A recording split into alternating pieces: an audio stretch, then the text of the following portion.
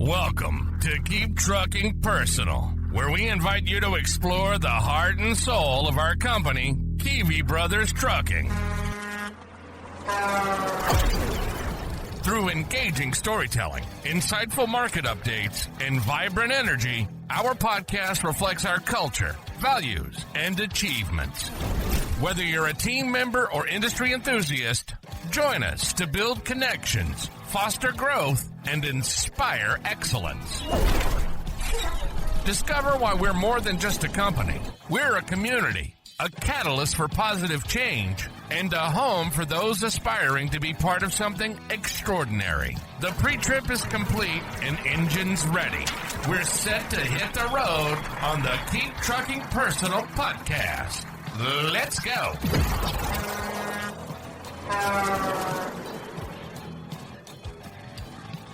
Welcome to Keep Trucking Personal. My name is Tyler Kivi and I'm your host. Today, I have a couple household names from Kivi Brothers. I have both Derek and Dakota. Guys, how you doing? Good. Doing good. How's the week been going for each one of you?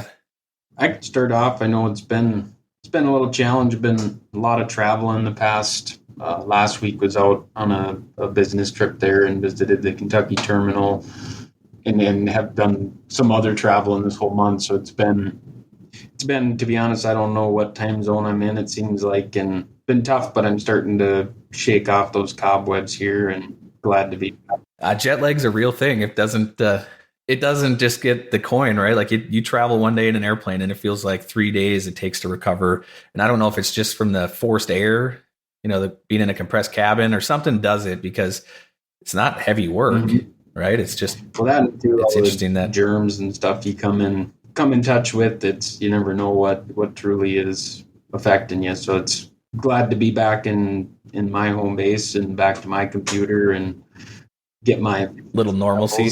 Yep. Haley's probably happy that you're back. For sure, yeah. Definitely with the kids too, so I can help out there. I know, very thankful for Haley and all that she does, because I know it's not easy taking care of the kids on your own and being gone. So that's... Every time I go on a trip, it seems like, even I went for a day trip to Indianapolis for a trucking expo thing, and kid you not, somebody gets sick. One of the kids has to get sick or has to have something pop up. It's funny, and it's kind of like Murphy's Law. Something pops up. I know we're glad that you were down here. It was nice to have, that fresh face. And I think a lot of people, right now they're starting to even get to meet you and Derek and get to talk and hear more about you guys. But everyone appreciates seeing your face. And I know Derek, he's tied up, he's busy all the time, but whenever he does come down, it's the same way. That little bit of FaceTime helps bring back your vision and your perspective, because sometimes reading through emails, phone calls, it's nowhere near as impactful as that face-to-face. What about you, Derek? You been slugging away there in Duluth? Yeah, it's been definitely an interesting week. I feel like things seem to be picking up for the summer rush, I guess you could call it. And this week's kind of just been like a mid-month lull or a slump. So definitely not what I was hoping for to see this week, but we're rolling with the punches, I guess you could call it. Yeah, that's tough. Like you said, mid-month kind of. Yeah, the summer is going. I have seen that. There's a lot of and I think Dakota, you can attest on that, right? A lot of the projects are starting to kick off, and we're seeing a lot of that project type freight come in.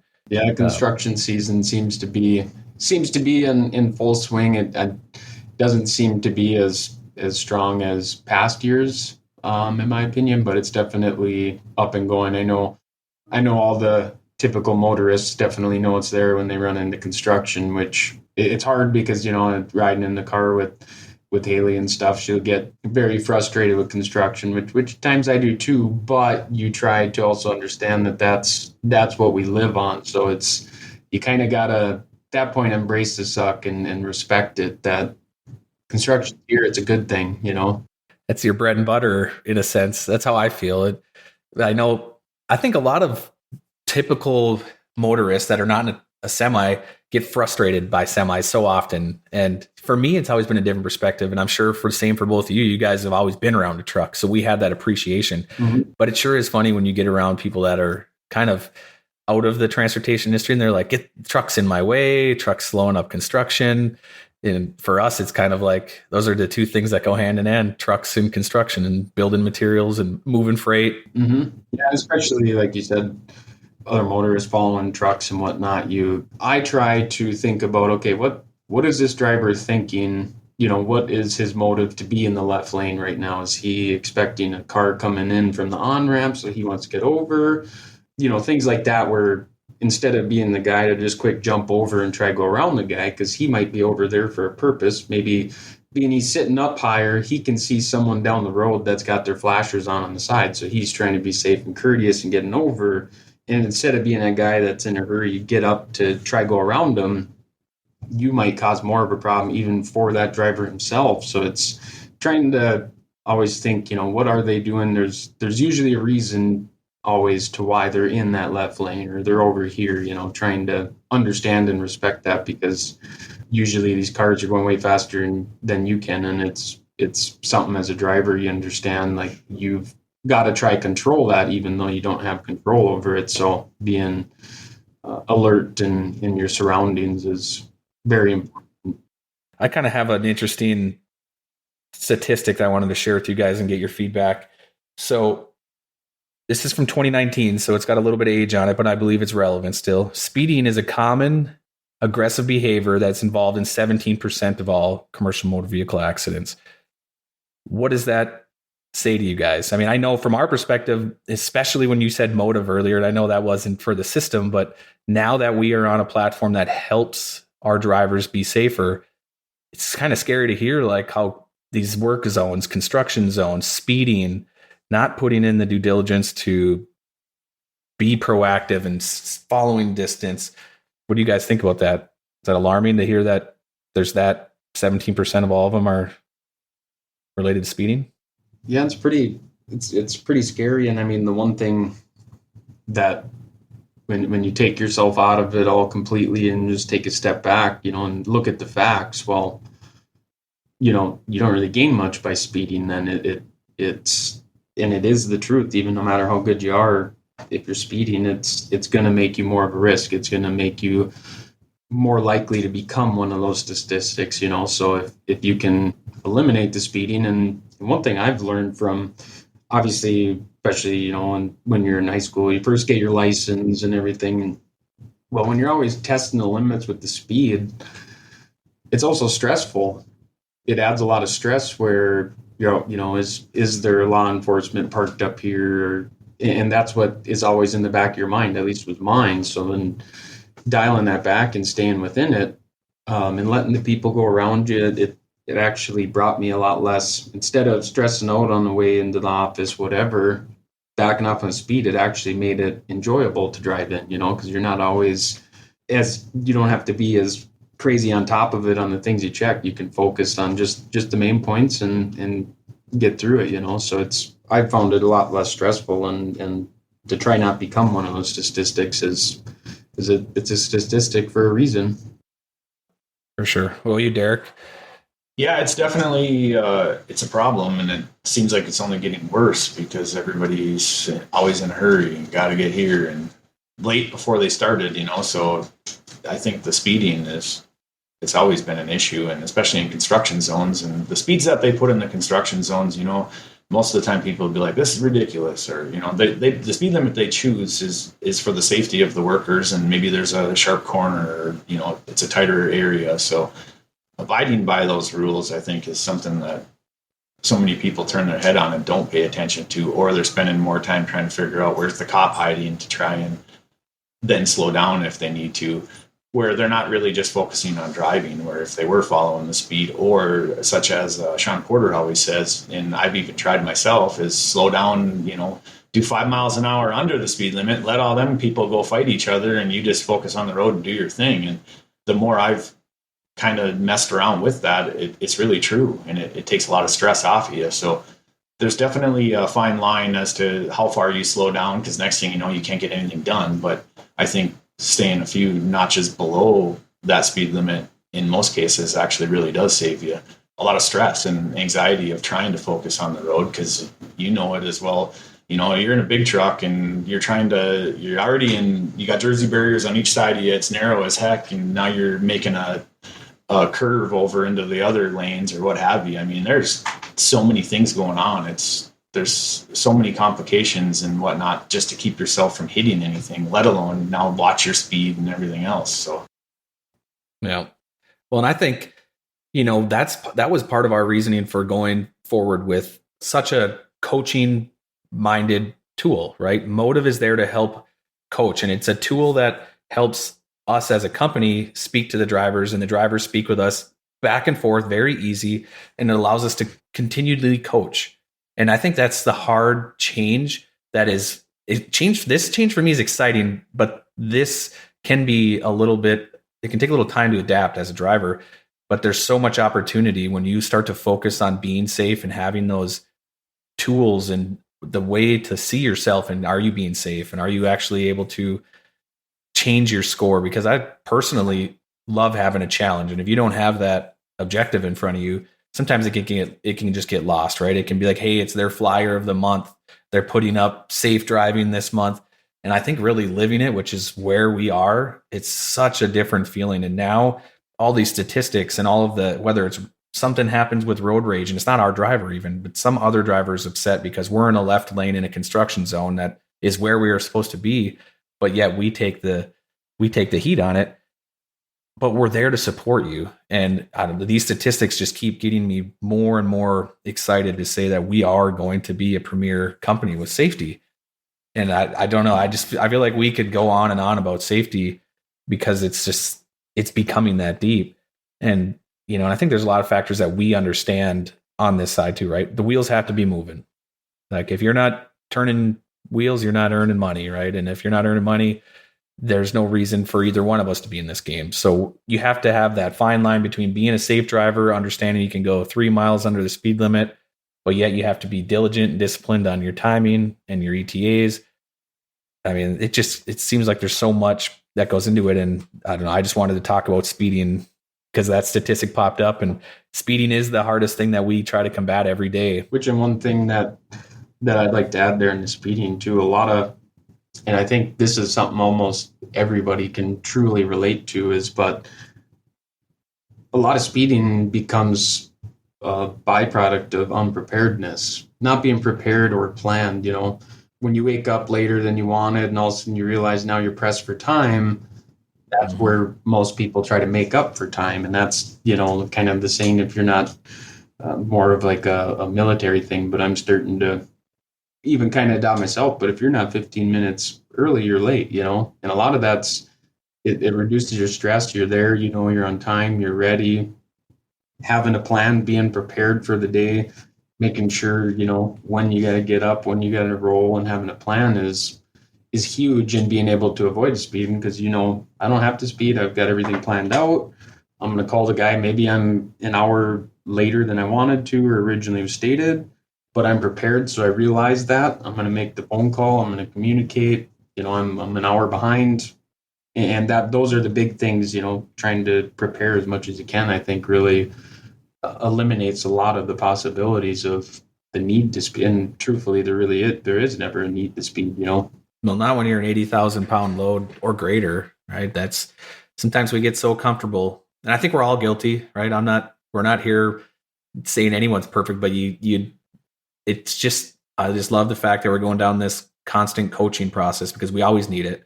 And having that as a team effort is really, really impactful. And I think some of the things that this system helps, let's just talk about collision avoidance. It's a big deal, right? Whether you're in construction or you're at a stop sign doing 5 miles an hour, you have to be looking as far ahead as possible.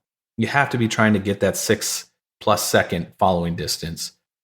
You've got to do so many different things to maintain a safe driving, mindset, but it's like staying refreshed on that. And I think it's just refreshing from a leadership perspective, right? We're here trying to make sure that this company has statistics that flourish, and we want everyone to be represented well, right? I mean, I know that motive has changed my mindset in my personal vehicle. That's just me going work and back to home. It's changed a lot of our non-driver staff. And I know that because when we talk about so much now that you can't help but hold yourself accountable. right? There's texting and driving. That's a big deal again. I know it's so easy to fall into that trap, but once again, everyone's guilty. But man, it has big consequences if something goes wrong. So I just want to say, I first of all appreciate all of our drivers that are contributing and helping us, because I continually see our score go up, and that means everybody's paying attention, everybody's focused on this, everybody's giving their all, and I'm just excited to keep doing what I can to help contribute to that. And I know you guys are doing the same thing. Anything you guys see that's impacted from, becoming a safer company? Yeah, I mean, I think it's really eye-opening when you see when people learn and get better, and that's kind of like one of my favorite thing, to be honest, is to learn. So like, as drivers are interacting with their score and working on becoming better, you're learning new things, new habits, and it's very empowering to understand that you have the power to change your habits, to change the way you do things, to better yourself. And I think that's, being in that kind of mindset really opens you up to a lot of, whether it's when you're in the truck driving, to when you wake up, your morning routine, to whether it's when you're at home on a Sunday morning. It really opens your eyes to the possibilities of what each and every person truly can do. So it takes a bit sometimes to embrace it, but if you really get in the routine and you embrace it, it really opens a lot of doors for each person, even whether it's driving the truck or if it's at home playing with your kids, or just having a day off. I think you can really apply it to anywhere in your life. Yeah. Speaking of kids, it's been different having 4 kids, and I don't know where I'm going with that. It's just that when we say kids, and I think of now several years back, which is not really that far back, my oldest is 7, which is the first of our kids. We would have conversations amongst us 3, much more like bang, bang, work this. How can we do this all night? How can we push this load to here? Now you kind of start to get into this mindset, and you never really pay attention to when people say, well, wait until you have kids, because there's so much that you do for them. And your decision-making is kind of molded by all that. And you think now, through all of this safety and then having these kids, you almost have to look at the cargo in your back seat just as anything, right? You're carrying a load of kids. If you're texting and driving, or if you're tailgating somebody, or you're speeding and you got that on board, like, it's changed my perspective, especially having 4, because usually they're keeping me focused by yelling at me for doing something. They're looking backwards, telling me I'm driving wrong going forward, but they're my biggest critic. For sure. Yeah. I think too, kids in general, in my opinion, teaches you patience in a lot of ways. And obviously when you're driving, that a lot of it does come down to patience. You're not in a race, so there is no first place award at any time you're on the highway. So, well, I know Derek's been training. What is it that you got, Charlie? Is it like a little Peterbilt remote control car that's big enough she can get in? It's a little truck, but I put her in it too early to start hauling freight. Short line haul I set up for her, but she clotheslined herself into a pine tree, and she's afraid of power vehicles at the moment. So waited a little. Yeah, if we'd had a little following distance, you want to have that, or you want to have that collision happen with that tree branch. Yeah. So hopefully, we've been working on her, but she's a little skittish of the pedal right now. We're working on getting her to warm up again to a power vehicle, because nonetheless, she definitely must have scared herself. Well, she was down underneath the pine tree. The branches had her at her neck. And it wasn't going any further. It was actually a perfect situation, but it was like, holy man. Well, wait. So Charlie is your daughter, right? And wait till Tate, which is Derek's son, gets old enough to start dabbling in that. Because, I have 3 girls and 1 boy, and they're all different. Every one of them have their own personality. But when it comes to Jack, my only boy, he is the kind of where the pedal has to be to the floor. Like, if I can climb a wall with it, I'm going to, or if something can be. And I guess maybe I was that way when I was young. I know Mom and Dad used to say that my nickname was Rambo. And I always said, come on, guys, that seems a little obnoxious, like Rambo. But I don't know, maybe I'm getting some payback here from my younger days with Jack, because he's a whole different ball game. I'm curious to see if that comes to you, Derek, if Tate turns into a little go-getter. Yeah, hard to say. He's not quite walking yet, so we don't have a clue what we got there. But so far, he's usually just smiles and laughing. So yeah, it'd be interesting to see what turns out of it. Let's hope he stays controllable and he doesn't get wild, become Rambo. Dakota, I was thinking when we did our podcast, I don't remember who you said it was. It was like that. Was it an old lady or something that was always like, do something no matter where you're going, right? Like, I was reading, it was from one of my traveling times. I didn't bring headphones. So at the airport, I went and bought a book, which it was how to live a exuberant life. And it was, some lady wrote it like in her 80s, but the one caption in the story was never leave empty handed. Was that even on the podcast, or was that just me and you at home talking about that? To be honest, I don't recall. I think it might have been just a personal conversation. Yeah. But yeah. Okay. So here I am thinking our life is on the podcast now, but it's funny. I was hearing, so I'll let you go on that, but I read this and I kind of thought it was very similar to how that exuberant life, like you were talking. So it says, don't leave anything for later. Later, the coffee gets cold. Later, you lose interest. Later, the day turns into night. Later, people grow old. Later, people grow up. Later, life goes by. Later, you regret not doing something when you had the chance. And I thought of that when you told me that, like the lady always says, if you're walking down a hallway and there's dirty clothes, pick it up, don't pass it. Like that mindset of always being proactive and doing things. I don't know. That was just interesting that I thought of that and you had shared that. Yeah, it's very, in my opinion, it's eye-opening because a lot of times you'll pass by those clothes on the floor, like, when I get to doing laundry, I'll do those. Well, if the 100 trips that you pass by those, if you just picked them up and dropped them off on the way, half your battle's done and you weren't even doing the activity. So a lot of it's just keeping the mindset, stay proactive and it's tough always. You're like, I'll do it later. Well, when you do it later, then you have a bunch of things piled up and it's, no, I'm going to get through it. And it's kind of, try to live in the moment. Like you said, applying it, with what you had said too, is a lot of times, you always are, I can't wait till this, I can't wait till that, and like retirement, a lot of people wish and dream about retirement. Well, and I've realized that I found myself, years ago, you kind of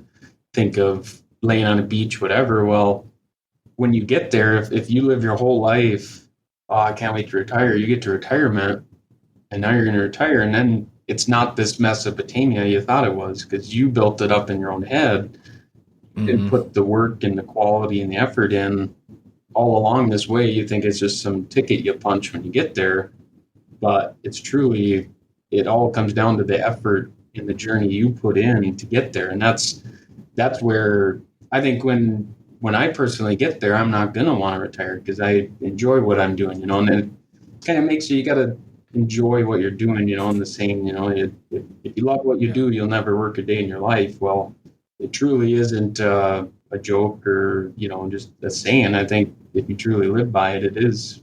So do you kind of think that, relating that to even trucking, right? Like, is that like take the opportunity anytime it comes your way per se? Like, and I think of that as like Derek, you can touch on this. You deal with so many different drivers coming in and out of your office every day. What is it that helps them do the proactive things? And let's just be honest about a tarp, right? Hey, can I get away without tarping this? Or does it need to tarp? Is there a mindset that just says, I'm going to do the right thing right now because why wait for later? Why wait until it's raining to tarp? And I know that's just an example, right? But does that make sense? Do you see like people that are coming into your office that are doing things before you even have to like, no, we got to do this? Are they bettering themselves? And do you see them be more successful?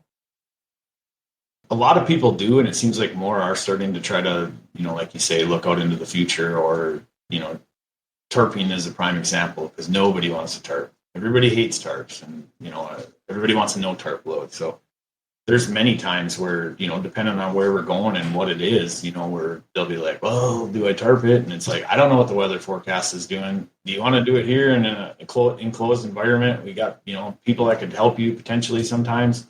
or do you want to be doing it in a rest area or a truck stop, if all of a sudden you got to stop? So usually it seems like people nowadays, and I think with everybody's coaching of, thinking things out and planning your trips and thinking methodically, it just seems like you're getting more and more people. I'm just going to do it here. That way it's done. Yeah.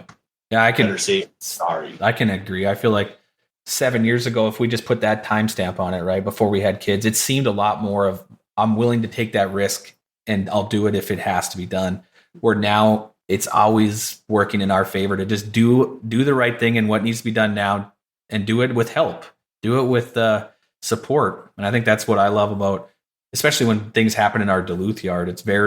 There's a lot of people around to help, or it's like I feel like it almost feels like its own little city, and there's not like a lot of people, but there's just things moving all the time, whether it's spotter truck bringing maintenance, trailers that need maintenance, or shuttling of local trucks, and then the end dumps, and then you tie in all the stuff that you have going on up there.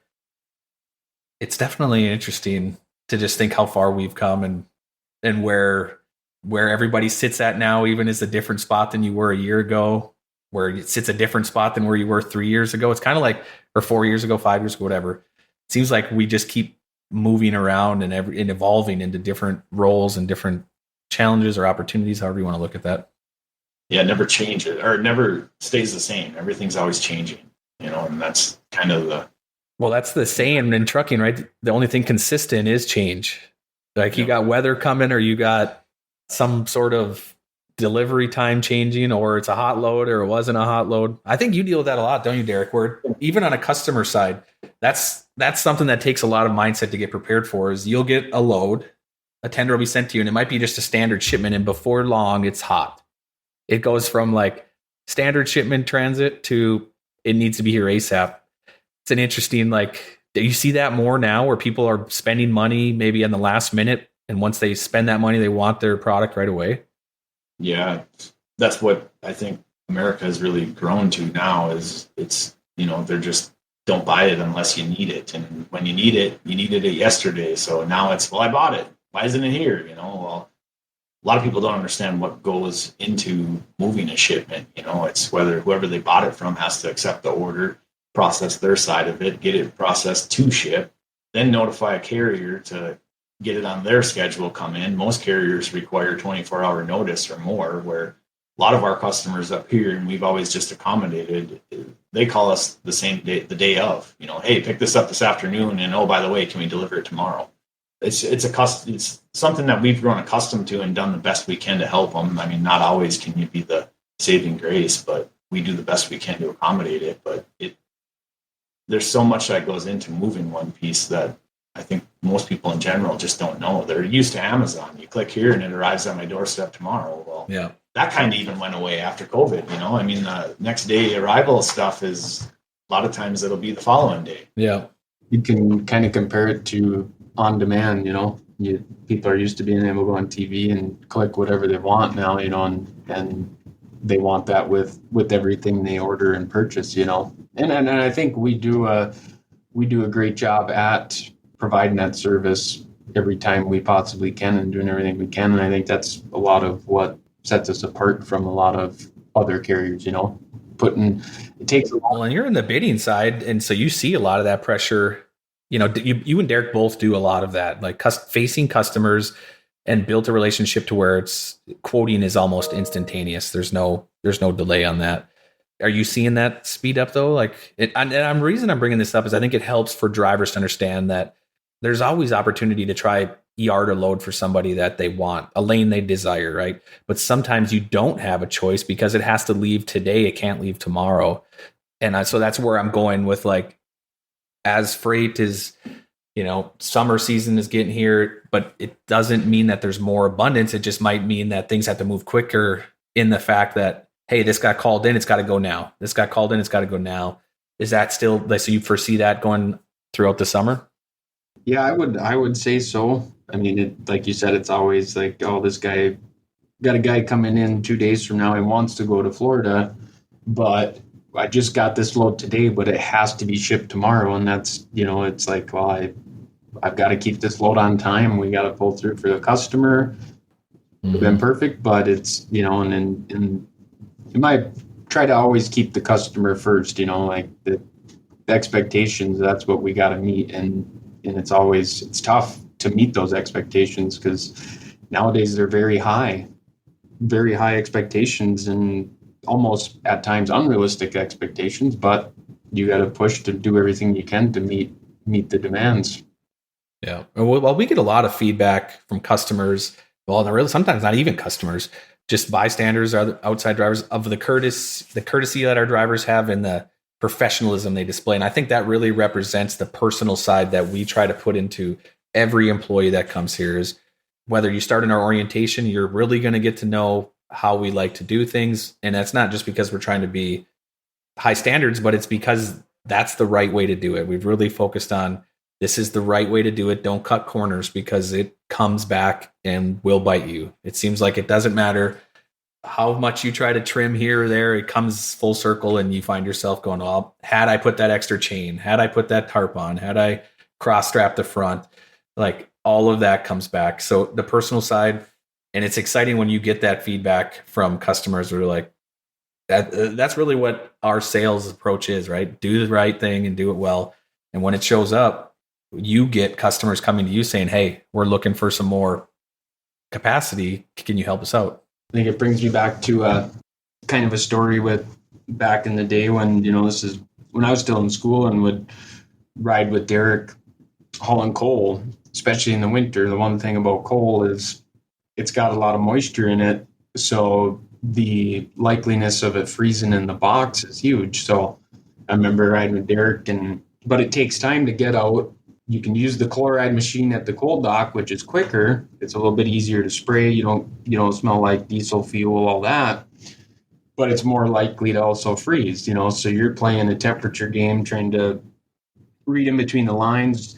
So, it's like, we're gonna put diesel in this load, spray diesel on it, and it still sticks. And I think it's still funny thinking back to those days because I know Derek hated shoveling coal because it slowed him down hauling the loads, but I secretly kind of sat in the passenger seat praying like, use chloride this time, don't use the diesel because I want some to shovel, or skip it, and because I to be honest looked forward to being able to get in the trailer and shovel all this coal. And I remember one time we had like half a load of coal stuck in there, and I was happier and could be being out there, because I felt like he wanted that work. Derek's like, we got things to do, and you're out there wanting to shovel. He's upset, because it's slowing down when we're going to get done for the day, and I was actually, praying for it half the time. So it was pretty funny. It's funny. I was thinking of loads. You brought that up. I had this in my mind, and I reminded myself. I don't remember if it was a Facebook picture that I posted, but several summers ago, Derek, and you probably remember, maybe Dakota, I had to move the Leif Erikson replica boat down in downtown Duluth.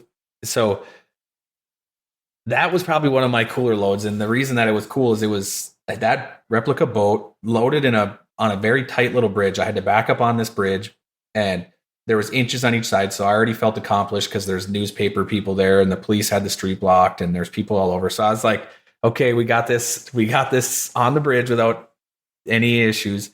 Then they loaded, and it must have been like 16 to 18 feet wide, but it was very tall, and it was on a flatbed. And the reason we had to put it on a flatbed was to clear the bridge, because if I was a step, they wouldn't be able to load the boat on the trailer, and this flatbed was high enough. So I must have been, and I'll get a newspaper article picture and try to put it as maybe on top for this podcast, people can see, but it was super tall, and everybody that's there watching, and I had to back all the way down the street, and people everywhere. And it was just one of those refreshing moments to know, like, you put in a lot of work and you try to do the right thing, and you're able to back up straight, because believe it or not, that is a challenge for some, just because you don't do a lot of backing. We got extra training with our shops and having to back in, but back all the way up and then back down into another area to unload this. It was like on a park path, so everything was big crane, and it's just something that I'll just be very grateful for that I had the opportunity to do. And it was fun. It's an interesting load for me. That was exciting. For you, shoveling coal was exciting. Derek, what was your what's something significant that you remember other than that fire truck you tricked me into going on to Wyoming with you? Do you remember that trip before you dig deep here? I'll tell the story just because it is funny for me. He tells me that there was fires going on out west. So nonetheless, like what we did was awesome. But he got a call to haul a fire truck that needed to be brought out to Casper, Wyoming, was it? Yeah, we had fires here. Was it fires here and we were bringing it back? Fires, and they finally got the fires out and then returning all the, because fire departments from all over came to fight the fire. Well, it was the local fire department from Casper, Wyoming, and it was their normal fire truck they use in Casper. Okay, yeah. So Derek tells me, and I'm not sure how old I was. I wasn't old enough to be very familiar with the geography and how long it takes to get out to Wyoming, or that for that matter. He's like, oh, it's a quick trip. This is Friday after work. We're leaving. And he's like, you'll be back. He's like, you won't miss your weekend or anything, hardly, Lo and behold, here we are. What time did we get back? Was it Monday? Because we got out there and they didn't send the keys with the fire truck. So we had to sit out there. It was a fun trip. Like, we laughed a lot, but I just remember his like stories. Like, it won't be that long of a trip. You'll be back. And there we go out to Wyoming. And we were gone the whole weekend plus. I remember it was a quick trip. He probably did that to you a lot too, Dakota, didn't he? Like, just a quick run up to Virginia or the mine, a quick run of coal. Well, we got 5 loads to do before you know it. And we got 10, we got 20. Pretty soon, what was a Saturday morning turned into a all weekend ordeal. So we can pin this on him because I know all of our wives get upset with our time management. Like, I can tell Caitlin I'm going to the shop and it's going to be just real quick, blink of an eye, I'll be back. And then I get back and she's already had to do her own lunch with everybody without me. And I'm like, well, I got carried away. Like, Dakota, I know you have that issue. Yeah, time goes quick as well, especially when you are truly having fun and or if you're having a good conversation with somebody, because I enjoy all the people, love the people we work with. So, it's out of respect too. I have a hard time, I got to get going. It's like, man, I want to hear the rest of this, or I want to finish this conversation and or just one more load, or make it just one more thing done. And before you know it, it's 3 hours. Yeah. I think one biggest thing in trucking, I think the satisfaction of pulling through. And one thing that really rings true in my mind, a lot of it was with road salt. So we haul road salt, and that is actually, because truckers move America truthfully. And a lot of people don't understand how close it gets sometimes, but there was times, once again, I was riding with Derek a lot. Salt sheds were out of salt. There was no salt. Well, I remember going through some of the most horrific blizzards when literally you can't see the road. You're fighting it to get the salt to the shed when you dump it, you can see the salt shed is out of. If you didn't deliver that load, they might not be salting the roads that people are, complaining about that they want to get out to drive on. So it's being able to see that when you deliver that load and people are thankful, because it is a big deal. Like, if I didn't wake up and I didn't show up to do my job, there's a whole community that probably wouldn't be able to drive today, or worst thing, get in an accident. And I know Derek, I'm sure you can attest to some of the white knuckling moments, but I was in the passenger seat, and it's like, this is fun though. And you're going through a foot of snow, snow's flying, you can't see a thing, windows are fogging up, and that's one thing too. A lot of people haven't experienced some of the old school trucks where windows fogging up, the windshield wipers didn't work worth a dang. It was way more challenging back then too, compared to the technology that we've come up with. So that was all the fun stuff, Derek, what load is something that you remember as a cool load? I really never got to haul the cool loads. I was calling coal.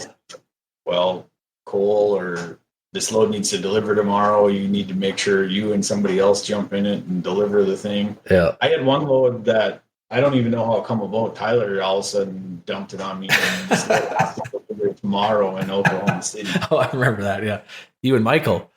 No, me and John. Are you and John? And he's like, well, you got to go. So I go. Well, it was winter time. We leave. The truck's gelling up. Every time I feel it shaking because it was so cold out. It was we just grabbed, it was last minute, grabbed this truck, that trailer, and we had all we could do to make it to Oklahoma City. We delivered that morning. Well, then we had a reload that was coming right back here. There's a whole bunch of shears. We get there. Again, this truck was put together last minute. We have like 5 chains and 4 binders, I think. And we're getting 3 different shears. And I'm just sitting there like, you've got to be kidding me. It's Friday. It's almost the end of the day. The guys at the dealer are like, all right, time to get out of here. And we don't even know the weights on them. Everything, we're just guessing. That was a interesting trip. And when we got down south, I think it was once we got down into Iowa, the temperature warmed up some and the truck quit being gelled up and it ran fine. And then as soon as we got back to Minnesota on the way home, it started chugging and shaking again. So we gelled back up on the way home. Your story's a little bit, mine's more memorable because it's one was when Tyler made me go to St. Cloud on a Friday afternoon. It was a blizzard. And I had to take this load of OSB, and I got there and they looked at me like I was stupid. I had all I could do to get the tarp rolled up into a ball that was about 6 foot round because it was snowing and it was horrible. And they're like looking at me like, why did you bring this load of OSB here? And he's screaming, we got to get it there. And I couldn't even, I was lucky to do, I think 40 miles an hour the whole way home on the freeway. The truck kept spinning sideways. And it was just awful roads. And there I was. Well, I think it's safe to say we've all put ourselves under the gun. I don't want to say thrown under the bus, but there's been plenty of times we've covered for each other, right? Mm-hmm. Yeah, and I think it also takes, like Derek's story, the perseverance and ingenuity in flatbedding especially is huge. It's never truly run of the mill when you're flatbedding, and a lot of times you're always trying to come up with new ways, new tricks. It's pretty fun. Yeah, it's different every day, that's for sure. Guys, I appreciate you taking the time to catch up and talk about the industry and talk about the safety initiatives and how we feel about it, and especially some of these stories, whether or not I forced Derek to go there or not. So I appreciate it. Thank you. Yeah, thank you for having me. Thank you. It's always fun. Thank you for tuning in to Keep Trucking Personal. If you've enjoyed today's episode, please don't forget to like, share, and comment. We'd love to hear your feedback and suggestions for future topics. Maybe you have some special freight you want to share with us. Feel free to reach out to us at podcast@kivibros.com. Until next time, happy trucking. Thank you for joining us on this episode of Keep Trucking Personal. We appreciate you taking the time to explore the heart and soul of Kivi Brothers Trucking with us. Don't forget to subscribe and leave a review to let us know your thoughts. Tune in next time as we continue our journey together, diving deeper into what makes us a community, a catalyst for positive change, and a home for those who aspire to be part of something truly extraordinary. Until then, keep trucking, and we'll catch you on the next episode.